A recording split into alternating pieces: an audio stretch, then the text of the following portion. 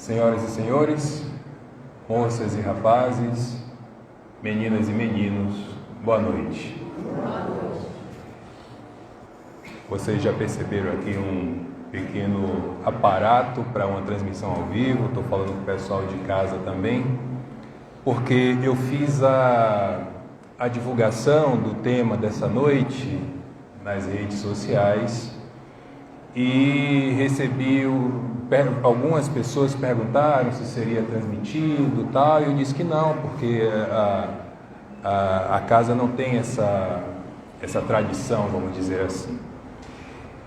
Só que veio uma quantidade de pedidos que eu realmente não esperava, gente inclusive de outros estados, dada a temática dessa noite. Então conversei com a organização da casa e resolvi fazer isso que estou fazendo aqui agora. Então estamos também no Instagram, tudo por causa de um tema que eu dei o seguinte título: o prazer sob uma ótica espírita. Não sobre a ótica espírita, mas sobre uma, no caso a minha, e a de alguns amigos espirituais que me ajudaram a formar esse trabalho, e a gente vai conversar aqui já já. Eu quero apenas iniciar fazendo, não sei se eu chamo de uma crítica, acho que sim, uma crítica, mas torcendo para que seja compreendida como uma crítica construtiva. As nossas instituições e a nós palestrantes, porque a gente tem se furtado de falar sobre temas do nosso dia a dia, que no meu entender são temas de altíssima relevância para o nosso convívio social. Então, o tema dessa noite, por exemplo, eu fiquei até surpreso quando fui convidado a primeira vez para falar sobre o prazer em uma casa espírita, porque eu sei que esse tema não é tratado. Assim como o racismo também não é tratado, como o machismo não é tratado, como a homofobia não é tratada. Tudo isso está no nosso dia a dia, e por que a gente não fala? Qual o nosso papel social enquanto divulgadores da doutrina espírita? Isso serve para mim, que sou palestrante, para as casas que organizam os trabalhos doutrinários e para vocês, que neste momento estão aí, sentados, me ouvindo falar. Já passou da época de assumirmos a responsabilidade de falar sobre aquilo que precisa ser falado, com estudo, com conhecimento, com argumentação. Não vale aquela história de eu estou falando isso porque eu acho. Não existe eu acho que é. Baseie-se em alguma coisa, dados históricos, informações científicas, estatísticas, e tragam as temáticas para a discussão nos nossos meios sociais. Mas vamos lá, vamos começar a falar sobre o prazer.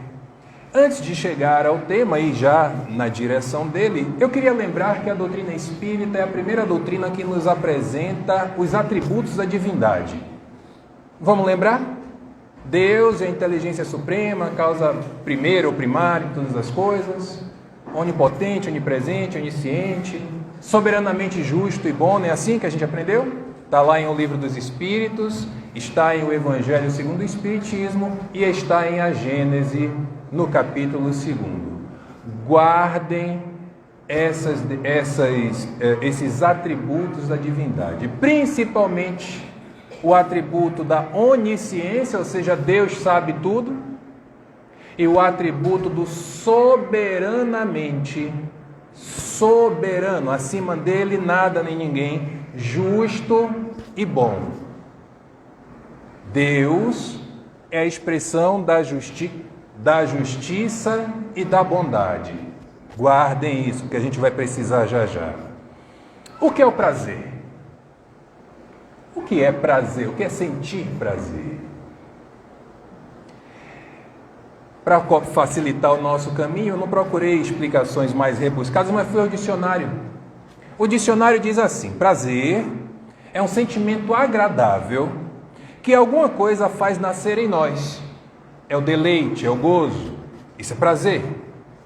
É quando a gente sente prazer por algo ou alguma coisa, em fazer algo ou alguma coisa, em ver algo ou alguma coisa, em ouvir algo ou alguma coisa. No nosso corpo, no nosso organismo, especialmente no nosso cérebro, o prazer funciona basicamente por 4 emissores.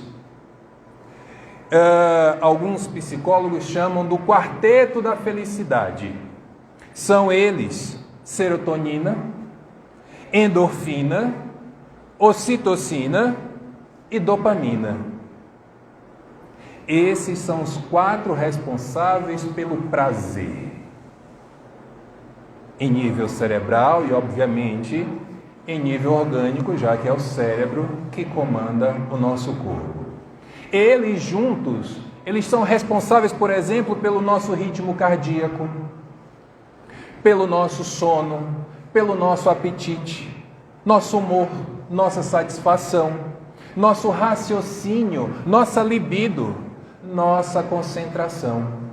Esses 4 fazem esse trabalho, e cada experiência no nosso dia a dia faz com que algum dele, ou mais de um, seja preferencialmente ativado, para que nós possamos ter a sensação de bem-estar que foi definido aqui agora há pouco pelo dicionário como sinônimo de prazer.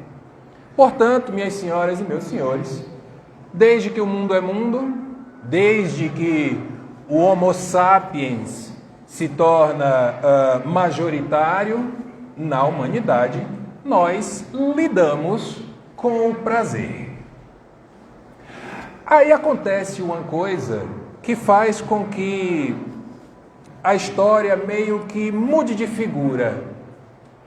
É o advento das religiões.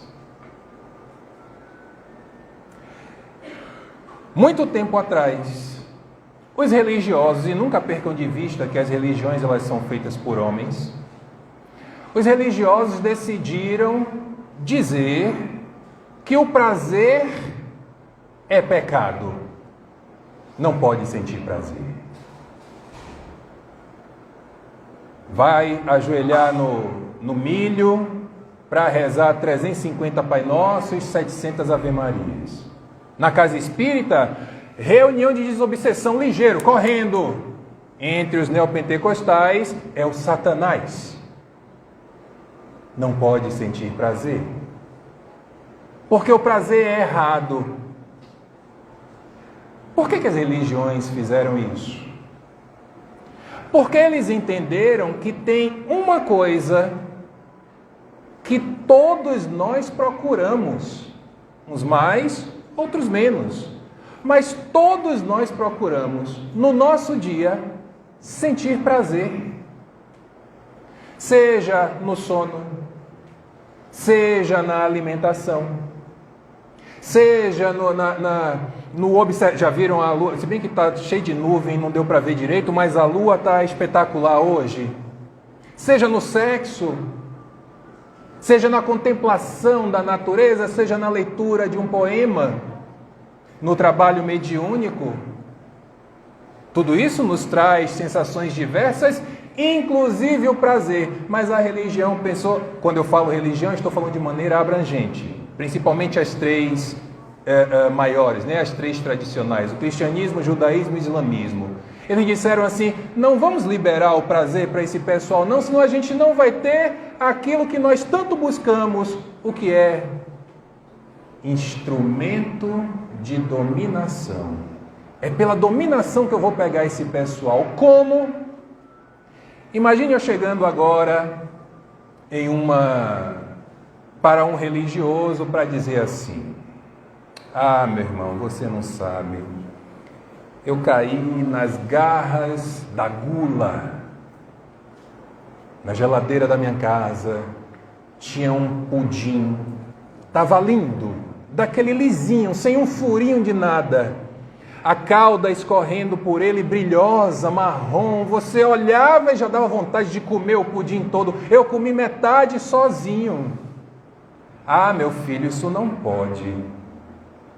Isso é gula, gula é prazer, então prazer é pecado. Você precisa pagar uma penitência. E dentro do que lhe for possível, deixar também uma ajuda, um agrado à nossa instituição. Reparem como os religiosos tradicionais e de maneira geral agem. Eles lhe pegam por aquilo que sabe que você faz, que ele lhe convence que é errado, que é pecado, você acredita e se torna um escravizado pela religião. Eu não sei se vocês certamente vão se lembrar do mito de Adão e Eva. Não sei se vocês conhecem Ele foi teólogo, ele foi pastor, ele foi escritor, ele foi um monte de coisa. Rubem Alves, já desencarnado. Tem uma entrevista de Rubem Alves a Antônio Abujamra, que é lá do início da década de 90, meado mais ou menos da década de 90, onde ele fala a respeito do mito de Adão. Eu já postei no meu Instagram essa entrevista inúmeras vezes e com certeza vou postar outras tantas. Ele fala sobre o mito de Adão e Eva. E ele diz algo que é por isso que eu posto e faço questão de repostar. Ele me pegou muito naquela sua frase, naquela sua interpretação. Ele, lembrando de Adão e Eva, ele diz assim: a tradição religiosa, diz que Deus criou Adão e Eva onde? Ouvi lá do fundo, no jardim do Éden. Vocês sabem qual a tradução da palavra Éden? Éden, podem procurar no dicionário, significa delícias. Então nós fomos criados no jardim das delícias. Não à toa, diz também a tradição que houve o cometimento do pecado. Esse texto ele é fantástico porque a infantilidade da tradição talvez tenha feito com que ela perdure até hoje. Qual foi o pecado cometido o pecado cometido por Eva e que depois tentou Adão a cometer também? Já comecem a observar o machismo já daí. Eva comeu uma maçã. Olha que pecado. Comer maçã é pecado, gente. Afirmo aqui que vários de nós cometemos esse pecado hoje. Aí Rubem Alves diz assim: é interessante observar a nossa relação com Deus. Quando queremos alguma coisa muito boa, ao invés de oferecermos a Deus alguma coisa muito boa também, nós oferecemos a Deus o nosso sofrimento. É como se Deus fosse sádico. A gente diz assim: Deus, se eu conseguir comprar a minha casa, eu vou subir a escadaria da Igreja do Bonfim de joelhos. Não é assim que se faz? E Deus quer que a gente sofra. Deus nos criou no jardim das delícias. E encerra Rubem Alves dizendo: nós fomos criados para a felicidade. Eu não conheço ninguém que seja feliz pagando penitência de joelho. Tem gosto para tudo, né? Mas ainda não me foi apresentada essa pessoa. O que a doutrina espírita, já que estamos falando de espiritismo, nos apresenta a respeito do prazer? Por isso eu coloquei no texto a visão espírita, o prazer sob uma visão, não sobre a visão. Porque o Espiritismo não nos fala diretamente sobre prazer. Mas quem tiver olhos de ver que veja, lá na questão 719 de O Livro dos Espíritos, Kardec pergunta assim: é repreensível ao homem procurar o bem-estar? Vamos voltar ao conceito de prazer que o dicionário nos trouxe? Sentimento agradável que alguma coisa faz nascer em nós, deleite, gozo, bem-estar. Opa! Então quer dizer que Kardec, de alguma maneira, perguntou aos espíritos a respeito da procura do prazer? Olhem só o que os espíritos responderam. O bem-estar é um desejo natural. Lembrem aí, acabei de falar, desde que o Homo sapiens pisa na Terra, nós buscamos o bem-estar, nós buscamos o prazer. Deus não proíbe senão o abuso. Minhas senhoras e meus senhores, a quantidade de pessoas que até hoje permanecem aprisionadas nas ideias retrógradas de determinadas expressões religiosas, apenas porque se negaram a ler ou a interpretar. Deus não proíbe senão o abuso. Eu precisava ter comido metade do pudim? Não poderia ter me satisfeito com uma fatia? Duas, né? Pelo tamanho, aquela coisa toda. 2 fatias tá bom. Mas eu comi metade. Eu vou passar o dia todo que Deus me deu sentado à beira da praia, contemplando a natureza? Isso é ótimo. Estar em contato com a maresia, de frente para o mar, inclusive um antidepressivo. Mas será que eu não tenho mais outras coisas para fazer do meu dia? Deus não proíbe, senão o abuso. Mas os espíritos continuam. Eles dizem assim, ó, ele não incrimina a procura do bem-estar. Claro.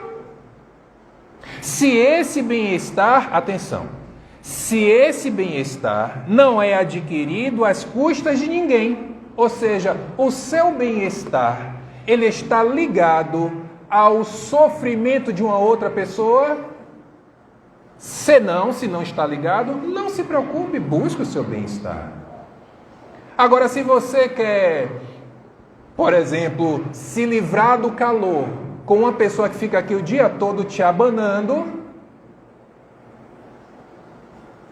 aí já não é tão agradável assim a Deus. E se não deve enfraquecer nem vossas forças morais, nem vossas forças físicas. Deus não proíbe senão o abuso. Lembrem aí que a primeira coisa que a gente falou aqui foi sobre os atributos de Deus: onisciente, onipotente, soberanamente justo e bom. Quem de nós aqui não quer uma casa confortável? Quem de nós não quer um bom colchão para descansarmos o nosso cansaço? Uma boa roupa, uma boa comida, uma comida bem feita, uma comida saborosa. Aquela viagem que a gente sempre desejou fazer e finalmente vamos conseguir. Como eu disse agora há pouco, caminhar à beira-mar, assistir o pôr do sol, comprar uma bolsa bonita, fazer alguns pequenos ajustes nas rugas. Não tem nada de errado com essas coisas não, gente. Desde que não abusemos. Mais ou menos no final do ano passado, se minha memória não estiver me traindo, o Papa Francisco, a mais alta hierarquia da Igreja Católica, ele fez a seguinte afirmação, saiu aí em tudo que é jornal. Vem que o Papa Francisco é uma no cravo e uma na ferradura, mas enfim, nessa ele disse assim: o prazer sexual é um presente divino. O Papa afirmou, para quem quisesse ver e ouvir, que o prazer sexual é um presente divino. Gente, se até o Papa, com todo o conservadorismo da Igreja Católica, está trazendo este tipo de afirmação, pelo amor de Deus. E nós espíritas temos o hábito de dizer assim, porque nós somos da doutrina do raciocínio, nós somos os herdeiros do Consolador prometido. Tá certo, mas se não refletir não adianta nada. fui além. Claro, eu não vou ficar na superficialidade, não posso fazer isso. Aí fui buscar em fontes espíritas o que nos é apresentado a respeito do prazer sexual, já que é o maior tabu, né? Porque os outros prazeres a gente diz, ai meu Deus, isso é pecado, mas vai lá e faz. O prazer sexual a gente esconde. Ih, Deus me livre. Olha. Vocês estão rindo, né? A obra é Evolução em Dois Mundos. Já ouviram falar? Chico Xavier e André Luiz. André Luiz diz assim: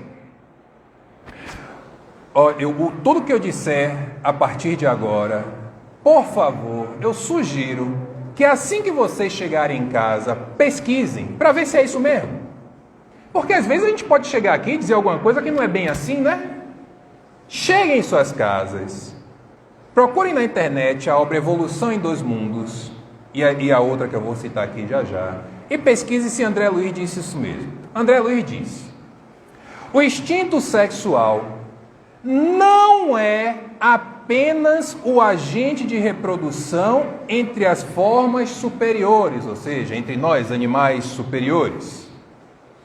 Mas, acima de tudo, reparem, André Luiz diz que é acima de tudo, é o reconstituinte das forças espirituais.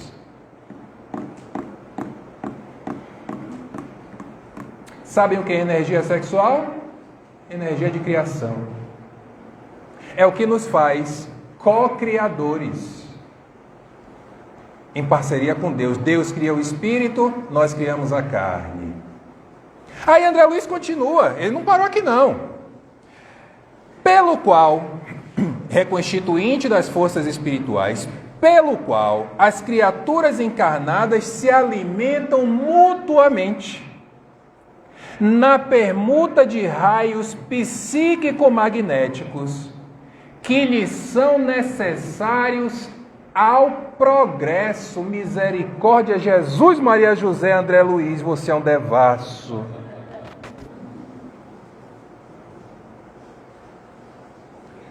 André Luiz apenas enxerga a vida e as coisas da vida com a naturalidade que deve ser enxergada.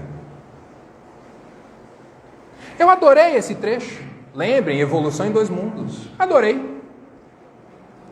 Mas como André Luiz ele terminou no último trecho, ele trouxe aqui um termo mais ou menos científico, um texto assim que um termo que não alcança assim tantas pessoas. Obviamente eu fui beber de outras fontes. E aí é lógico que eu jamais faria um tema desse sem pedir socorro àquela que, felizmente para minha sorte, nunca me deixa faltar o socorro, a benfeitora espiritual Joana de Ângeles. Na sua obra, que faz parte das 16 obras que compõem a sua série psicológica, na obra O Despertar do Espírito, lembrem, Evolução em Dois Mundos, André Luiz, Chico Xavier, O Despertar do Espírito, Joana Edivaldo.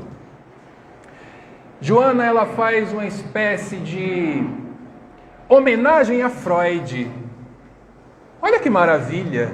Olha o que ela começa dizendo. Reparem, Freud, com muito acerto, não é com pouco acerto, não é com médio acerto, é com muito acerto, descobriu na libido a resposta de inúmeros transtornos psicológicos e físicos, psiquiátricos e comportamentais que afligem o ser humano.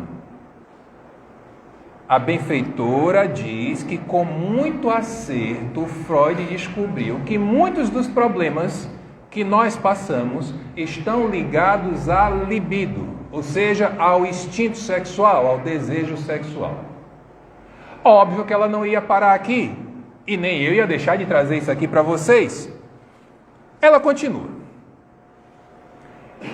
Examinando a sociedade, uma das coisas que eu mais admiro na benfeitora Joana de Ângeles é que ela não é aquele tipo de espírito que ela se coloca em um patamar. diferenciado. O que Joana faz na maior parte dos seus textos é se colocar no nosso lugar. Porque ela já esteve aqui e certamente estará novamente.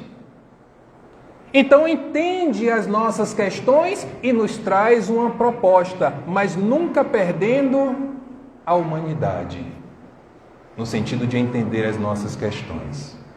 Examinando a sociedade como vítima da castração religiosa ancestral, olha o que falamos agora há pouco, decorrente das inibições, frustrações e perturbações de seus líderes. Eita, Joana! Que através de mecanismos proibitivos para o intercâmbio sexual, condenavam-no, ou seja, condenavam o intercâmbio sexual como instrumento de sordidez, abominação e pecado. Aí ela dá aquele tapa de uma vez, dizendo assim, ó: teve a coragem intelectual, se referindo a Freud, e científica, de levantar a bandeira da libertação. Minhas senhoras e meus senhores, reparem, por favor, não precisa ser agora não, quando chegarem em casa, que botar a cabeça no travesseiro, já se preparando para descansar, reparem como nós estamos aprisionados por coisas que alguém criou e disse a gente que era assim. E sabe-se lá por que razão criaram, quer dizer, a gente sabe, né? Mas não vamos aqui entrar em detalhes.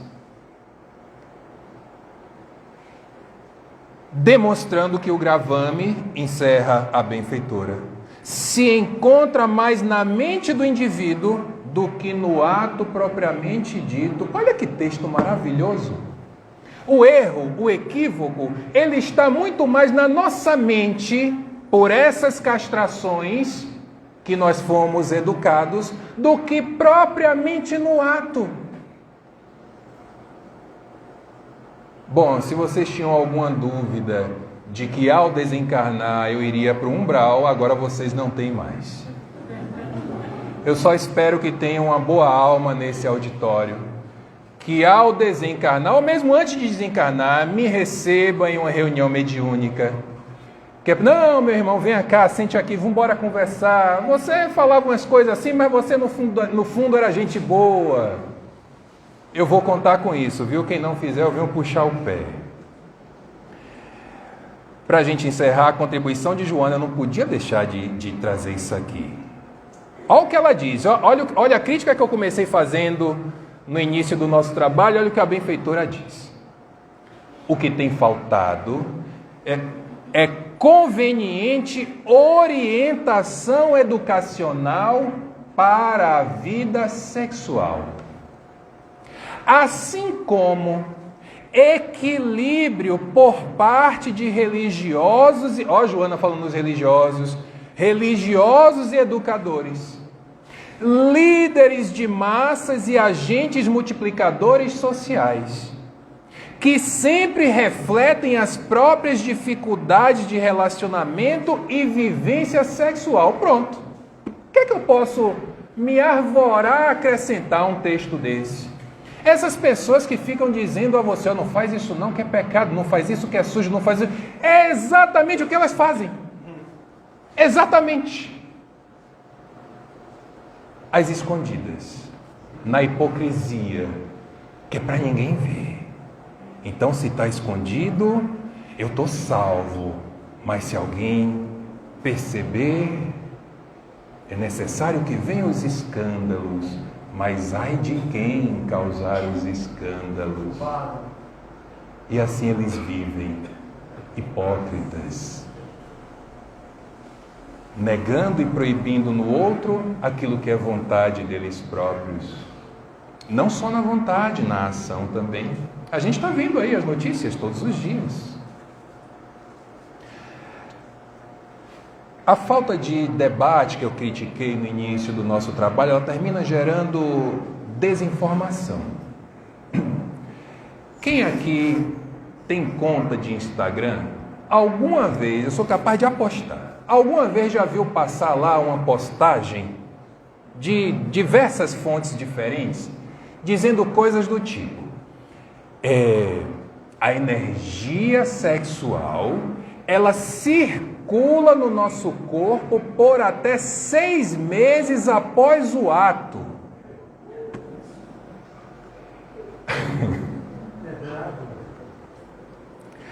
Aí eu leio um negócio desse e pergunto assim: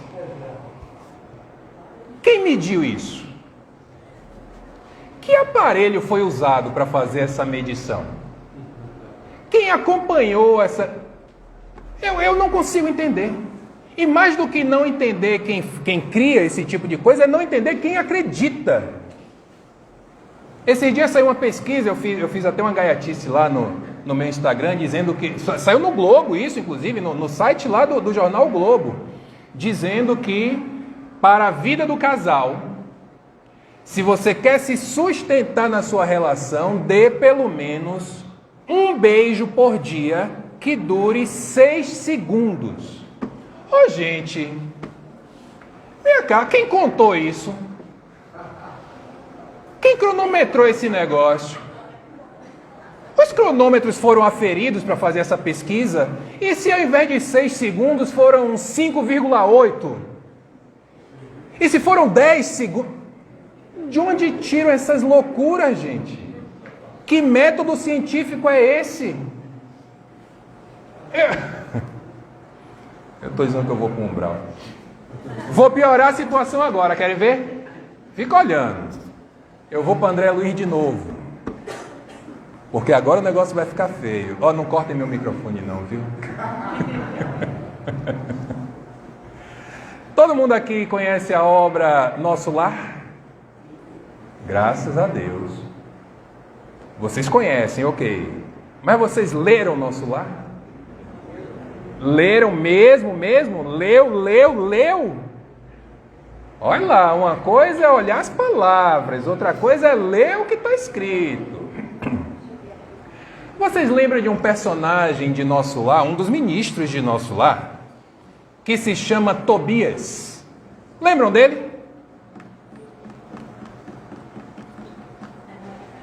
Vocês lembram da relação afetiva de Tobias na sua casa? Eu estou dizendo que vocês não leram. Tobias, repito, cheguem em casa, peguem a obra Nosso Lar e vão lá no capítulo 38, que é onde conta a história de Tobias. E vocês vão encontrar que Tobias vivia na sua casa com 2 esposas.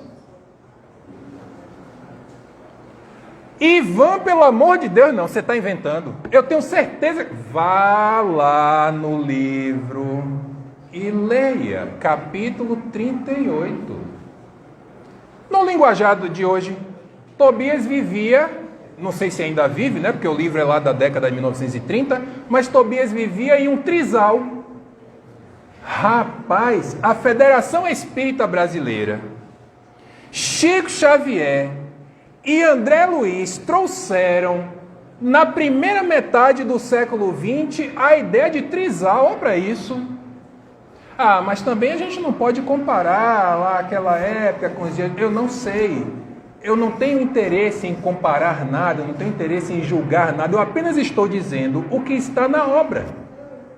Se eu gosto, se eu não gosto, é uma outra conversa. Mas na obra está dizendo que Tobias tinha 2 esposas. Por quê? Não esqueçam que os Espíritos nos orientam que o que nos ligam não é o laço sanguíneo, é o afeto. O que é que eles faziam lá? Não sei, não é da minha conta. Então você estimula, Ivan, que a gente faça também? Não sei, não é da minha conta. Faça o que quiser da sua vida. Mas, quando a gente vem ao ano de 2024, vixe Maria, a gente vem ao ano de 2024 e continua tentando buscar polêmicas em textos, em situações que foram trazidos em uma época que eu tenho certeza nenhum de nós aqui era nascido. E continuamos com o mesmo pensamento retrógrado daquela época. São escolhas.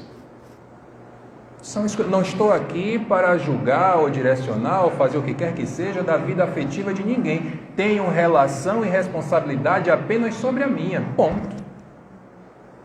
O que você faz ou deixa de fazer? Analisem. Olha, o texto já nos deu uma direção aqui, o livro dos Espíritos, inclusive. O que você faz ou deixa de fazer prejudica a alguém ou a você mesmo? Se prejudica, cuidado. Se não prejudica, viva a sua vida. Faça as suas escolhas. Arque com as consequências dela.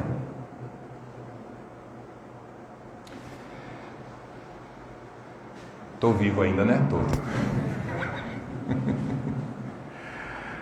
Quando a gente sai de uma repressão e não sabe usar muito bem a liberdade, há uma tendência psicológica em todos nós, seres humanos, de cairmos nos exageros, nos descontroles comportamentais. Sabe aquela criança que o pai mais a mãe fica, não pode comer doce, não pode comer doce, não pode comer doce. Aí ela vai no aniversário de um amiguinho. Qual é a primeira coisa que ela faz? Até passar mal. É assim. Por que não educar? Por que não dizer assim, não, coma um hoje. Posso comer outro? Não, deixa o outro para amanhã. Assim é a nossa vida. Assim deveria ser a nossa vida. Para a gente encerrar, todo excesso constitui equívoco. Todo excesso de qualquer coisa que vocês imaginarem aí constitui equívoco. Entender o prazer no seu real valor ajuda a não demonizá-lo, mas também a não endeusá-lo. Equilíbrio. A pureza, já que todos nós buscamos aqui sermos espíritos cada vez mais livres, cada vez mais puros, ela não reside na abstenção dos dons da vida, mas em utilizá-los com equilíbrio e discernimento, sem prejudicar a si e nem ao próximo. Tenham isso como referencial. O que eu estou buscando em qualquer área da minha vida vai trazer prejuízo a mim? Vai trazer prejuízo ao próximo? Se a resposta for não para as duas perguntas, vá na sua busca com equilíbrio. E está tudo certo. Porque esse papo de pecados, tudo isso é coisa de religioso que quer que você fique preso a ele. Quando ele, na maior parte das vezes, eu falo no masculino mesmo, porque a esmagadora maioria é de homens, ele faz o que proíbe, o que tenta proibir em você e faz inclusive com requintes de crueldade, cometendo inclusive crimes. Cuidado com as ideias que vocês andam comprando por aí. Em relação ao prazer, lembrem de Rubem Alves. Deus nos criou no jardim das delícias. Nós fomos criados para a felicidade. Que o Senhor nos abençoe a todos e nos conduza em paz aos nossos lares.